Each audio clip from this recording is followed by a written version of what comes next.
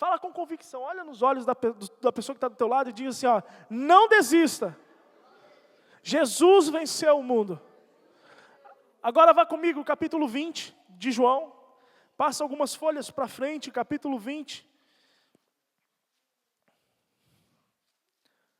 Versículo 1, que diz assim, no primeiro dia da semana, Maria Madalena foi ao sepulcro de madrugada, sendo ainda escuro, e viu a pedra tirada do sepulcro.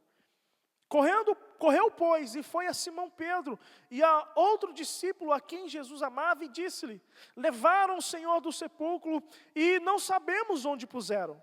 Agora vá comigo, versículo 11. E Maria estava chorando fora, junto ao sepulcro. Estando ela, pois, chorando, abaixou-se para o sepulcro e viu 2 anjos vestidos de branco, assentados, onde jazera o corpo de Jesus, um à cabeceira e outro aos pés. E disseram-lhe, mulher, por que choras? E ela lhes disse, porque levaram meu Senhor e não sei aonde o puseram. E tendo dito isso, voltou-se para trás e viu Jesus em pé, mas não sabia que era Jesus. E disse-lhe Jesus, mulher, por que choras? Quem buscas? E ela, cuidando que era o hortelão ou o jardineiro, disse-lhe, Senhor, se tu levaste, dize-me aonde o puseste e eu o levarei. E no versículo 16 diz assim, disse-lhe Jesus, Maria. E ela voltando-se disse, Rabone, que quer dizer mestre. E disse-lhe Jesus, não me detenhas, porque ainda não subi para o meu Pai. Mas vai para os meus irmãos e diz-lhes que eu subo para o meu Pai, o vosso Pai, o meu Deus, o vosso Deus. Versículo 18, e Maria Madalena foi e anunciou aos discípulos que viram o Senhor e que ele lhe dissera isso. Amém? Podeis assentar adorando ao Senhor? Pai, graças eu te dou nessa noite, Pai. Nesse dia tão especial, onde se traz à memória, Senhor, ó Deus, ó Pai, a tua obra naquela cruz. Senhor, onde se traz à memória, Senhor, o dia em que o Senhor, ó Pai, subiu no madeiro, se fez maldito para que nós pudéssemos, ó Deus, ser livres, abençoados, justificados, usufruirmos de todas as bênçãos, ó Pai, que o Senhor nos concede nos dias de hoje. Pai querido, eu te louvo por isso. Nessa noite peço que o Senhor venha mais uma vez usar, ó Pai, nossas vidas.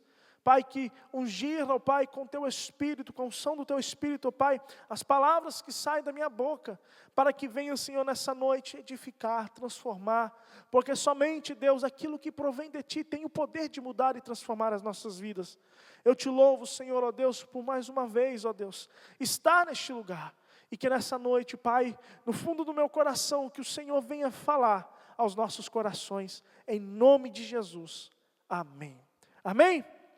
Irmãos, hoje é celebrado a Páscoa, é relembrado a Páscoa. Por mais que nós presenciamos e vemos que os dias, ou vamos dizer, a geração que nós vivemos tem perdido muito o significado das festas, dos, vamos dizer, feriados, das celebrações. Nós temos visto, irmãos, que não somente isso, mas a igreja muitas vezes tem cedido ao sistema mudando, que tem muitas vezes tentado infiltrar e fazendo com que até mesmo a igreja venha perder o entendimento daquilo que é a Páscoa, do que ela simboliza, do que ela representa. Na maioria dos países cristãos, ou que tem uma influência cristã, é se comemorado esse feriado do dia de hoje. É comemorado essa festa, é celebrado esta festa. Para muitos é um momento de família, de se reunir, de comer comidas especiais. Para outros é momento de trocar chocolates, ovos de Páscoas, é momento de algum lazer com a família, mas para alguns ainda significa algo superior, significa algo que tem não só uma conotação natural, mas tem uma conotação, significado espiritual, que tem um novo sentido para a vida do homem, que trouxe um novo sentido para a humanidade. E nós sabemos muito bem o que significa a Páscoa, e a Páscoa ela é símbolo do sacrifício de Cristo na cruz, ela é símbolo da libertação que Deus trouxe para o seu povo. Começando lá no Êxodo, quando Deus libertou o povo de Israel da escravidão do Egito, e vindo até os nossos dias, quando Cristo, na festa da Páscoa, também na imagem e simbolizando o Cordeiro que foi morto em prol do povo, para a libertação do povo, ele sendo o Cordeiro de Deus, foi imolado naquela cruz, para que todo aquele que crê seja liberto do pecado, seja liberto da maldição, da condenação, da morte, e viva uma nova vida em comunhão com o Senhor. Através da sua ressurreição, temos o que? Reconciliação com o Pai, temos comunhão com o Pai, e vivemos agora uma nova vida para Deus, amém? Esse é o significado da Páscoa, e nós estamos aqui exatamente nesse dia, exatamente por isso, porque, irmãos, ela significa tantas coisas. Ela é muito mais que uma alegria do jantar reunido com a família. Ela significa muito mais alegria de você poder trocar presentes ou chocolates com os teus familiares, com as tuas crianças, com os teus amigos. Ela representa muito mais que uma alegria momentânea. Ela traz um novo sentido para a vida de todo aquele que crê. Ele traz um novo sentido para a vida do homem. Ele traz um novo sentido para a vida da humanidade. Foi uma obra que tem o poder, é uma obra que tem o poder de mudar, e mudou o curso da nação, mudou o curso da geração, mudou o curso da humanidade. É um feito histórico e poderoso. E nós sabemos que o nosso inimigo, Satanás, o príncipe das trevas, ele não tem prazer em ver que essa verdade seja propagada, ou seja ensinada, ou seja, chegue aos ouvidos das pessoas. Por quê? Porque fala da vitória de Cristo na cruz, nos dando vitória, nos dando vida, e fala também da derrota do diabo, da derrota, da humilhação do diabo. É onde Cristo, naquilo que foi profetizado lá em Gênesis, que da semente da mulher nasceria um que esmagaria a cabeça da serpente. E quando Jesus Cristo estava ali na cruz do Calvário, e ele morreu, e naquela mesma profecia falaria que o filho a semente da mulher, ele esmagaria a cabeça da serpente, e a serpente ali atingiria o calcanhar. Mas quando Cristo foi morto na cruz, Satanás, a serpente, estava ali atingindo, ferindo o calcanhar. Mas de repente, no terceiro dia,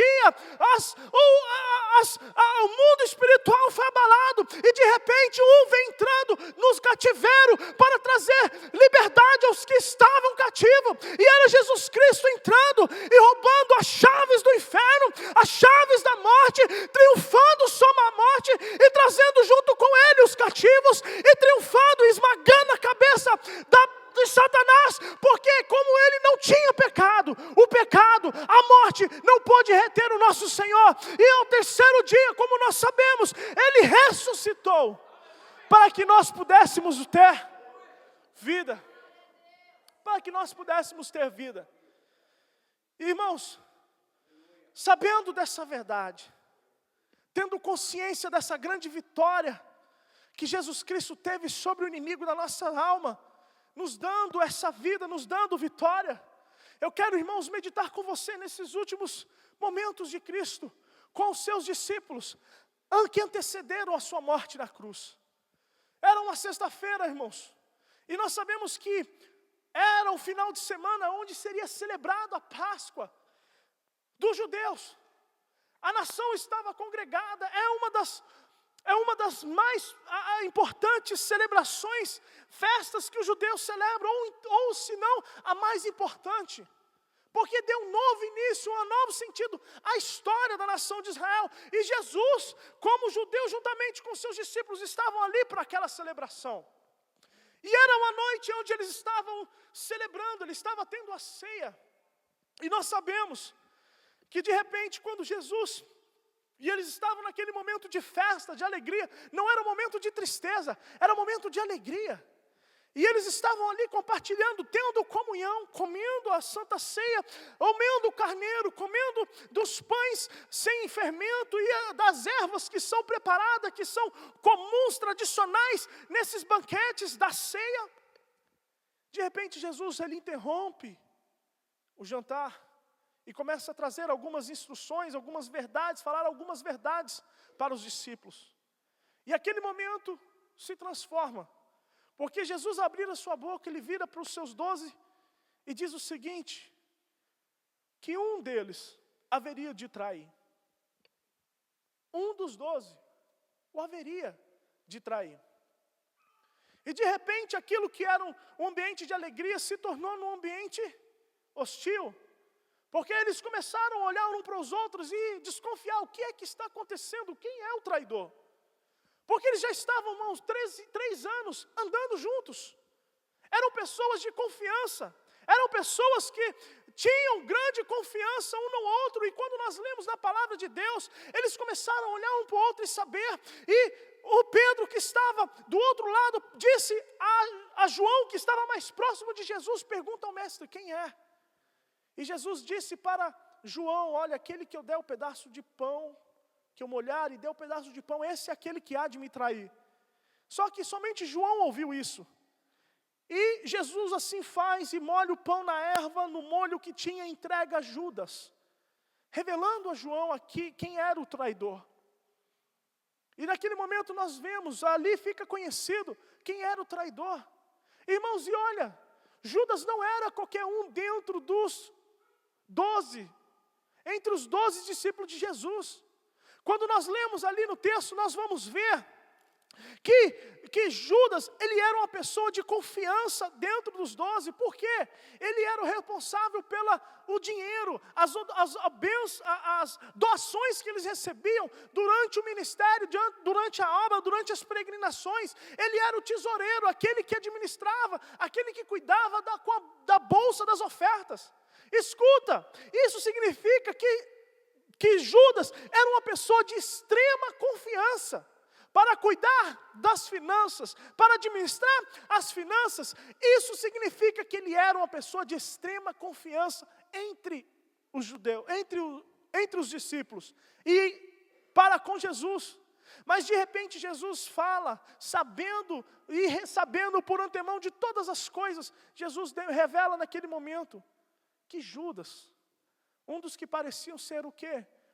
De maior confiança, é aquele que havia de trair. O ambiente muda.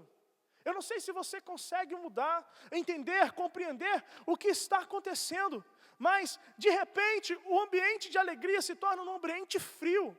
O ambiente de alegria se torna um ambiente que começa a demonstrar, a trazer a decepção, a começar a machucar, a começar a criar uma coisa diferente. Mas mesmo assim Jesus começa a ministrar discípulos dizendo, olha, não tenham medo, não desesperem, tenham esperança, confiem em Deus, confiem também em mim, mantenha suas esperanças em tudo aquilo que Deus há de fazer, porque mesmo que isso tudo há de acontecer, já estava de antemão avisado, premeditado, que haveria de se levantar contra mim. Isso não é novidade, já estava revelado nas Escrituras que isso haveria de acontecer. E que mesmo diante dessa situação tão triste, vamos dizer, suja, onde um dos 12, um dos mais próximos, se vira contra o Criador, Jesus fala para eles não perder a esperança. E Jesus começa a dizer também a respeito da sua morte. Jesus começa a dizer que aquele que haveria de trair não é uma traição qualquer, ele o trairia para o entregar para ser morto. Imagine isso, meu irmão. Você vê uma pessoa que era ali a sua confiança, o seu mestre, e de repente, através de uma traição, pelaquela pessoa a qual você tem como especial, ela sendo entregue para ser morta. Imagine você, ver alguém que você ama, alguém que você tem um carinho especial. Preste atenção, olha aqui para mim, isso é muito importante. Você vendo alguém que especial, sendo entregue, injustamente, para ser morto. Não era simplesmente algo comum, mas era para ser morto. Então, irmãos, nós vemos que aquela sexta-feira, dia alegre, se tornou em momentos de angústia, em momentos agonizantes. E nós começamos a ver que logo após Judas reaparece, trazendo consigo soldados, e eles amarraram Jesus. E eles levaram Jesus e foram agredindo o caminho. E cada momento que passava, ele ia sofrendo. Os discípulos que haviam virado para Jesus: Senhor, por você nós estamos dispostos a morrer. Quando viram ali o movimento e os soldados chegando, uns tentaram resistir, outros deram no pé, fugiram. E deixaram Jesus sozinho. E deixaram Jesus na mão dos soldados romanos, sozinho. E ali começou um grande sofrimento, uma grande jornada, uma grande e longa noite, onde houve uma perseguição, onde houve sofrimento, onde os discípulos puderam ver o seu mundo desmoronando diante dos teus olhos. Aquilo que estava tão bom, de repente se tornou tão hostil. Aquilo que estava dando uma segurança, uma paz, uma certeza ao coração deles, começou agora a vir momentos de dúvidas. O que é que está acontecendo? O Filho de Deus, o Senhor, está sendo entregue, está sofrendo na mão desses soldados, por causa que um de nós o traiu, por causa da traição de um de nós. Tenta imaginar neste momento, tenta compreender aquilo que está, o ambiente ao qual estavam. E quando nós vemos que mais tarde, o que aconteceu? Nós vimos ali que Jesus passou na mão de Pilatos, sofreu grande sofrimento, chicotadas, veio totalmente deslacerado, voltou novamente diante de Pilatos, foi apresentado diante daqueles judeus e daqueles líderes religiosos, e eles começaram a gritar que queriam que ele fosse crucificado. E que eles, ainda diante de uma escolha entre Barrabás, que era um salteador, era um ladrão, entre o Filho de Deus, eles escolheram ainda Barrabás, o ladrão. Com todas as palavras e diante de tudo aquilo que Jesus havia realizado, eles ainda decidiram, escolheram um ladrão do que o Filho de Deus. E nós sabemos que depois disso, Jesus andou pela via do Gólgota, a via dolorosa, até o Gólgota, aonde ele foi crucificado, e ali ele morreu. De um dia, irmãos, tantas coisas aconteceram, momentos de alegria. No final do dia, o dia se findou com momentos de tristeza, de dúvida.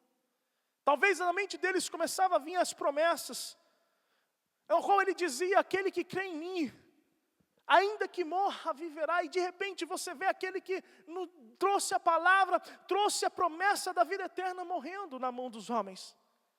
Aquele que se dizia Filho de Deus, sofrendo, padecendo, na mão de soldados, inimigos, pagãos, fazendo todo tipo de coisas horríveis. E nós vemos, irmãos, que a sexta-feira se tornou uma noite escura, numa tremenda noite de sofrimento, numa tremenda noite de luto, de dor, porque o Mestre, aquele que dava esperança aos corações dos seus discípulos e todos aqueles que o seguiam, estava sendo crucificado, estava sendo morto. No sábado, o dia amanhece, e parece que tudo parecia um pesadelo, mas não era um pesadelo. Verdadeiramente, Jesus Cristo havia sido morto. Verdadeiramente, Jesus Cristo havia sido sacrificado. Verdadeiramente, Jesus Cristo havia padecido na mão daquelas pessoas rebeldes, na mão daqueles soldados incrédulos, pagãos, que zombavam de Jesus, que zombavam das suas palavras, que zombavam de tudo aquilo. E talvez no coração dos discípulos falando: e esses 3 anos que nós andamos com Ele? Será que foram 3 anos perdidos? E não somente isso, depois que eles viram tudo aquilo que eles viram fazerem com Jesus, eles se esconderam nas suas casas com medo daquilo que poderia ser feito com eles. Eles não estavam mais agora só temendo pelas suas vidas, mas eles estavam temendo até pela salvação. Será que tudo aquilo que nós ouvimos e aprendemos dele é real? Sabe por quê, irmãos? Eram momentos onde o inimigo estava atrapalhando e as circunstâncias estavam vindo avançar como uma grande com uma grande,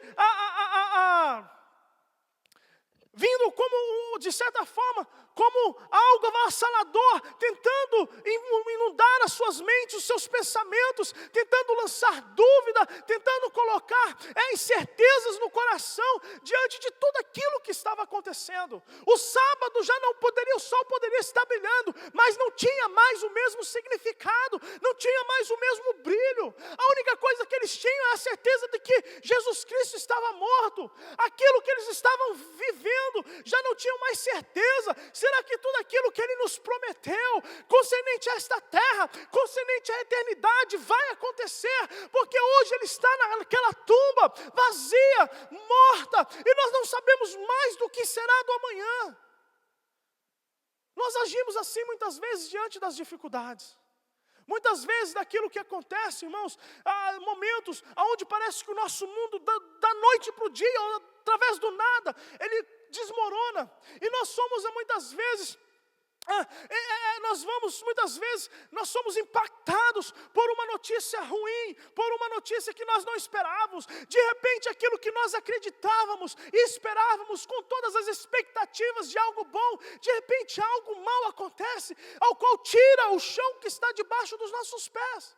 Era isso que estava acontecendo com os discípulos naquela noite.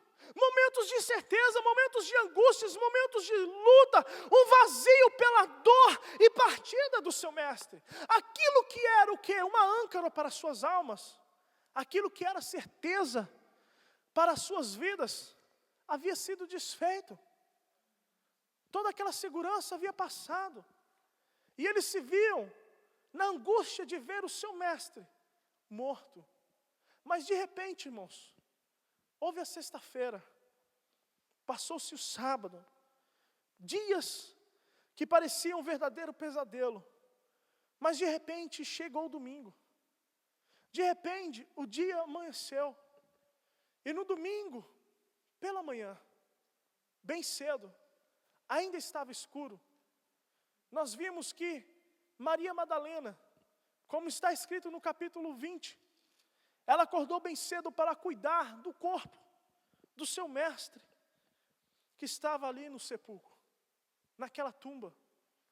E quando ela chegou, ela foi surpreendida, porque ela percebeu que o túmulo tinha a pedra removida.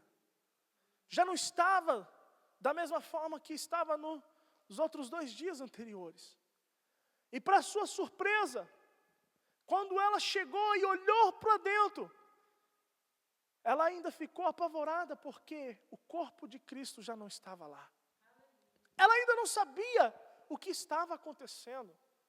Ela não tinha dimensão daquilo que aquilo representava. Aos olhos dela, o túmulo de Jesus havia sido saqueado, seu corpo roubado. Imagina, você já com dor, porque alguém que você ama partiu, e de repente você vê que o túmulo dele e o corpo dele foram violados, foi saqueado, e o seu corpo não já se encontra naquele lugar. A dor que já estava no coração se multiplicou. E o que nós vemos? Nós vemos que ela começou a chorar diante daquela situação. Ela começou a derramar suas lágrimas. Ela convidou, chamou Pedro e o outro discípulo para que corressem para ver o que estava acontecendo. Mas quando elas chegaram lá, eles tiveram uma surpresa. E a palavra de Deus fala que quando Maria abaixou pela segunda vez e olhou dentro do túmulo, ela teve a visão de 2 anjos. E aqueles 2 anjos, perguntando para ela, falou: o que você está procurando? E ela disse: eu estou procurando o meu mestre. Eu estou procurando o corpo do meu mestre. E de repente ela vê uma outra pessoa se apresentar do lado de fora, mas ela não pôde reconhecer quem era, devido talvez aos seus olhos que estavam marejados, as lágrimas que cobriam os seus olhos, ela não pôde reconhecer. Mas quando ela olha, ela pergunta, achando que era o jardineiro: aonde você pôs o corpo do meu mestre? Aonde você colocou o meu Senhor? Diga-me, porque eu quero cuidar dele. E de repente Jesus pergunta para ela: mas o que você está procurando? Por que você está chorando? Aquilo que você está procurando está falando contigo. Por que você está chorando? E Jesus disse para ela, e ela perguntou, aonde você pôs o corpo do meu mestre? Versículo 15, porque eu irei e o levarei, eu tomarei para mim, eu cuidarei, eu zelarei pelo corpo do meu mestre. Agora no versículo 16 tem algo maravilhoso, irmãos. Jesus vira para ela e diz assim, Maria. Quando Jesus a chamou pelo nome, irmãos, aquela mulher viu que aquele homem que estava falando com ela era o seu mestre, era o seu Senhor, era o Deus da sua vida. Ela viu que aquele Jesus, ela foi do túmulo procurando Jesus morto, e quando ela, para sua surpresa, ela encontrou um Jesus vivo, ressurreto, e que estava naquele momento gozando de vida, que havia sido ressuscitado. Irmãos, o que eu quero dizer nessa noite, os discípulos passaram por grande angústia na sexta-feira. Os discípulos passaram por grande angústia, medo, luta, dúvidas durante o sábado. Mas no domingo, tudo aquilo que veio como uma avalanche querendo destruir a fé da vida deles, no domingo Jesus se levantou. E aonde havia morte, teve que dar lugar à vida. Aonde havia desolação, teve que vir a glória de Deus. Porque, irmãos, nós podemos passar dias de sexta-feira de angústia, onde o nosso mundo pode desmoronar. Nós podemos passar sábado de grande luto, de grande sofrimento, de grande dor, um grande vazio no nosso coração. Mas eu quero dizer para você profeticamente, Deus tem um domingo preparado para você. Deus tem um domingo de vitória. Aquilo que morreu irá ressuscitar. Aquilo que estava morto, aquilo que você achou que não tinha mais jeito, acabou. Deus tem um domingo para você. Deus tem uma Páscoa para você. Assim que quando Jesus levantou, mostrando que tudo aquilo que ele havia falado estava se cumprindo, que a obra havia se cumprido, e que ele havia se levantado do túmulo, que a morte não pôde reter, e que o autor da vida estava morto, aquele que morreu, ele estava vivo para cumprir e para dizer que tudo aquilo que ele disse era verdade, e que a esperança não havia morrido, ela estava bem viva. Foi o Deus que levantou, para que nós também, irmãos, tenhamos esperança, porque nós podemos ter aflições, nós podemos ter sexta-feiras de grande angústia, sábados de luto, mas Deus tem um domingo para as nossas vidas. Deus tem um dia da nossa vitória. Deus tem um dia onde Ele irá manifestar todo o teu poder. E não importa aquilo que morreu, pelo poder do Espírito Santo, há de se levantar, há de viver, há de despertar. Domingo, onde a vida ressurgiu da tumba, destruindo o poder da morte, da escravidão pelo pecado, e reconciliando o homem com Deus, e restaurando as suas vidas. Todos nós passamos, irmãos, por dias de angústias. Todos nós temos as nossas sexta-feiras da paixão, do sofrimento, onde nós vemos aquilo que nós amamos sendo crucificado. Todos nós temos os nossos dias de lamentos, de luto, como os discípulos tiveram no sábado. Mas a palavra de Deus diz que o choro ele pode durar uma noite, mas a alegria ela vem pela manhã. Sabe o que isso significa, irmãos? Da mesma forma, irmãos, que Cristo naquela cruz, Ele representou o seu poder e a sua autoridade sobre o poder das trevas. Irmãos, eu quero dizer para você nessa noite, que não importa, irmãos, o tamanho da perseguição, da aflição que você possa ter, ela não é maior do que o Cristo a quem você serve. Se Cristo mostrou que Ele venceu sobre o poder da morte, quanto mais Ele pode contra o teu problema, contra as tuas dificuldades, contra as tuas limitações. O que eu quero dizer, irmãos, que quando nós olhamos para a Páscoa e vemos o que Cristo fez, é para que nós tenhamos esperança que não existe nada, absolutamente nada impossível para o nosso Deus. Não existe nada impossível para você. Não existe nada.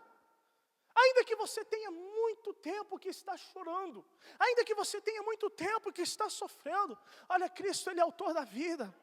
Irmãos, o nosso maior inimigo era a morte, mas Cristo mostrou que a morte ela está sujeita. Cristo, nosso Senhor Jesus Cristo, Ele é maior do que a morte. Ele é o autor da vida. Ele é o autor da vida. Ele é o autor da vida. Quando nós vemos lá em Apocalipse, capítulo 1, Apocalipse capítulo 1, e nós olhamos no versículo 17, João está tendo a revelação do Cristo ressurreto. E João fala assim: quando eu vi, eu caí a seus pés como morto. E ele pôs sobre mim a sua destra, dizendo: não temas, eu sou o primeiro e o último, e o que vive. Fui morto, mas eis que eu estou vivo para todos sempre. Amém. E tenho as chaves da morte e do inferno. Eu tenho as chaves da morte e do inferno. Com a morte, Jesus Cristo não simplesmente tomou as chaves da morte, mas também do inferno. O diabo, o nosso inimigo, ele não tem nem as chaves da própria casa. As chaves estão nas mãos do Senhor. A autoridade máxima está nas mãos do nosso Senhor. Quem é o inimigo para dizer que você não irá vencer? Quem é o inimigo para dizer, falar que você é um falho, que você é um derrotado? Quem é o inimigo para dizer que você não terá salvação? Quem é o inimigo para dizer que você não será feliz? Quem é o inimigo para dizer que você não merece estar na presença de Deus? Porque nosso Senhor Jesus Cristo já mostrou que Ele tem todo o poder, Ele tem toda a autoridade, que o diabo não manda nem na casa dele. O Senhor Jesus Cristo, que é a autoridade sobre todas as coisas. Por isso, irmão, nós sabemos que o inimigo, ele não quer saber que você conheça e tenha entendimento a respeito da Páscoa. Porque ele sabe que a Páscoa significa a sua derrota, a sua vergonha e também a vitória de todos aqueles que colocaram a sua esperança no Senhor Jesus Cristo. Aleluias! Louvado seja o nome do Senhor, engrandecido seja o nome do nosso Deus. E nós vemos pela palavra do Senhor, voltando no capítulo 20, que Maria Madalena, quando viu que Jesus, o seu mestre, estava vivo, ela não se deteve e correu, e foi, e o abraçou, ao ponto que Jesus pediu para que não o segurasse, que não o impedisse, mas ele deu uma palavra: olha, vai, deu uma ordem, vai, e diz para os seus irmãos que eu subo para o meu Pai, e também o vosso Pai, para o meu Deus, e também o vosso Deus. Sabe que coisa mais linda, meu irmão? Você precisa entender que você tem um Pai celestial, você tem um Deus verdadeiro, que Cristo, Ele não simplesmente morreu naquela cruz para provar o seu poder, autoridade e divindade, mas para fazer você o filho de Deus, para você fazer com que você tenha comunhão com teu Deus, para que você saiba que você não está desamparado neste mundo. Jesus, Ele foi morto, Ele ressuscitou, e como nós vimos, e quando Ele subiu adiante do Pai, Ele enviou o Espírito Santo. Você tem hoje, pela graça, pela fé em Cristo Jesus, você tem o Espírito Santo que mora em você. Você tem o Deus habitando dentro do teu coração. Você tem a presença do Espírito da verdade habitando e movendo dentro de você. Por isso, irmãos, eu gosto de louvar, adorar o meu Senhor. Por isso eu gosto, irmãos, de engrandecer o nome do nosso Deus e saber, irmãos, e ter a certeza que nesse mundo nós não estamos desamparados. Nós somos filhos de um Pai verdadeiro, de um Pai celestial. E nós temos um Deus, o Deus do nosso Senhor Jesus Cristo, que é também o nosso Deus. O nosso Deus, o nosso Deus. Eu não sei, irmãos, como é que você está. Eu não sei como é que se encontra o teu coração. Eu não sei se você está vivendo uma sexta-feira agonizante de sofrimento, aonde você viu diante dos teus olhos o seu mundo desmoronando. Eu não sei se você já está contando e vivendo longos anos de luto, de tristeza e dor por causa daquilo que se foi, por causa daquilo que se partiu. Mas eu quero dizer, Deus tem um domingo de ressurreição.